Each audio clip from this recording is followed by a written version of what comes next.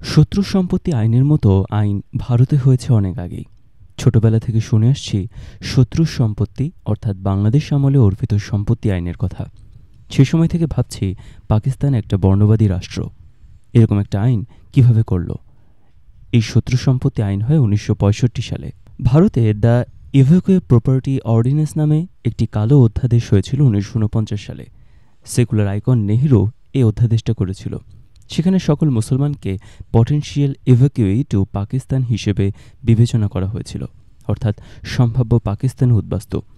এর ফলে পাকিস্তানে চলে যাওয়া যে কোনো এক পরিবারের সদস্যের জন্য সম্পত্তি বিক্রি করা বা দখল হয়ে যাওয়া সম্পত্তি ভারতে বসবাসরত মুসলমানদের জন্য উদ্ধার হওয়া বা করা অসম্ভব হয়ে পড়ে। পাকিস্তানিদের সাঁকো নাড়ানোর কথা কে মনে করিয়ে দিয়েছিল? এই প্যান্ডোরার বাক্স খুলেছিলেন সেকুলার নেহেরু। বাংলাদেশ 2001 সালে অর্পিত সম্পত্তি প্রত্যার্পণ আইন হয়। বাস্তবায়ন যাই হোক, আইন তো হয়েছে, কিন্তু দ্য ইভ্যাকুয়ে প্রপার্টি অর্ডিন্যান্সের খবর কি? বাংলাদেশে যারা শত্রু সম্পত্তি আইন বাতিলের দাবিতে এতদিন আন্দোলন করেছিলেন, তারা কি দুই দেশের আইন দ্য ইভ্যাকুয়ে প্রপার্টি অর্ডিন্যান্স এবং শত্রু সম্পত্তি আইনের বিরুদ্ধে একসাথেই দুই দেশ আন্দোলন করতে পারতেন কিনা? তা করতে পারলে এটা একটা আন্তর্জাতিক মানবাধিকার ইস্যু হয়ে যেত, সমাধানও সহজ হতো। এটা করেননি কেন? নেহরুকে বাঁচানোর জন্য, নাকি জানতেন না এই ইন্ডিয়ান আইনের কথা?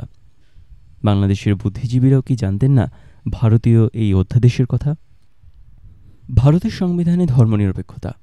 ভারতের সংবিধানে 1976 সালে 42তম সংশোধনীর মাধ্যমে ধর্মনিরপেক্ষতা যুক্ত হয়।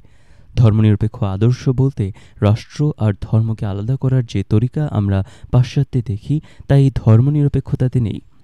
এই ধর্মনিরপেক্ষতার অর্থ ধর্মহীন বা ধর্মে উদাসীন নয়, বরং সংবিধানের 3য় ভাগে মৌলিক অধিকারগুলোর মধ্যে ব্যক্তি মানুষের ধর্মীয় স্বাধীনতার ওপর বিশেষ গুরুত্ব দেওয়া হয়েছে।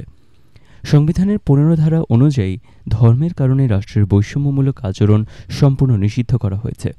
এটা অবশ্যই যে কোনো সভ্য রাষ্ট্রের নীতি। 25-এর 1 ধারায় বলা হয়েছে যে প্রত্যেক নাগরিকই নিজের ধর্ম ঘোষণা, আচরণ এবং প্রচার করার সমান অধিকার আছে। 26 ধারায় আরও বলা হয়েছে যে প্রতিটি নামধারী ধর্মগোষ্ঠীর অধিকার আছে স্বতন্ত্রভাবে নিজ নিজ ধর্মীয় প্রতিষ্ঠান নির্মাণ ও পরিচালনা করার, নিজেদের সমস্ত ধর্মীয় বিষয় নিয়ন্ত্রণ করার এবং এই উদ্দেশ্যে স্থাবর ও অস্থাবর সম্পত্তি ক্রয়, অধিগ্রহণ এবং পরিচালনা করার। এই ধারায় মানুষের ধর্মবিশ্বাস এবং ধর্মাচরণকে মূলত উৎসাহিত করা হয়েছে।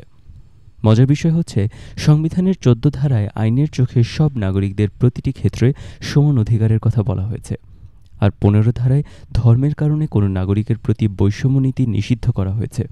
অথচ আরও একটু খতিয়ে দেখলে দেখা যাবে 14 এবং 15 ধারায় ঘোষিত নীতি ভারতের একই সংবিধানে ও রাষ্ট্রীয় প্র্যাকটিসে নিদারুণভাবে উপেক্ষিত হয়েছে।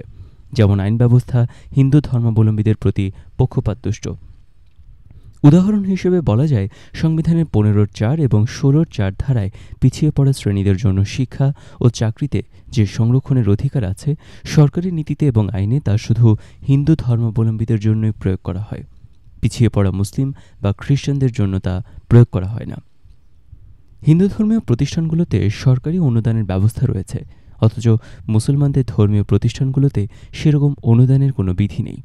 আবার অবিভক্ত হিন্দু পরিবারের জন্য আয়কর আইনে কয়েকটি বিশেষ সুবিধা দেওয়া হয়েছে, যা অন্য ধর্মের মানুষের ক্ষেত্রে নেই। আমাদের সেকুলারপন্থীদের কাছে ভারতের ধর্মনিরপেক্ষতার মডেলই আদর্শ।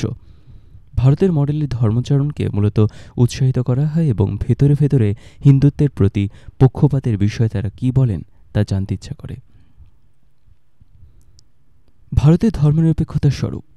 ভারতের প্রথম সাধারণ নির্বাচনের একটা পোস্টারে নেহরুর নির্বাচনী প্রতিশ্রুতি ছিল সেকুলার ভারত করার, কিন্তু নেহরু তার জীবদ্দশায় ভারতের সংবিধানে সেকুলারিজম শব্দটি যোগ করেননি। ভারতের সংবিধানে সেকুলারিজম যুক্ত হয়েছে 1976-এ। অবাক করার বিষয় নয় কি? ভারতের সংবিধানে সেকুলারিজম যে ফর্মে ঢুকেছে সেটার পর্যালোচনা করলে এটাই বেরিয়ে আসে যে ভারতের জন্ম ভারতীয় মানুষে কিছু পরিবর্তন করেছিল। আজন্ম শত্রু পাকিস্তানের বুক চিরে নতুন যে রক্তাক্ত বাংলাদেশের জন্ম হলো, সে বাংলাদেশের মুসলমানরাই তো পাকিস্তান আন্দোলনের অগ্রণী ছিলেন।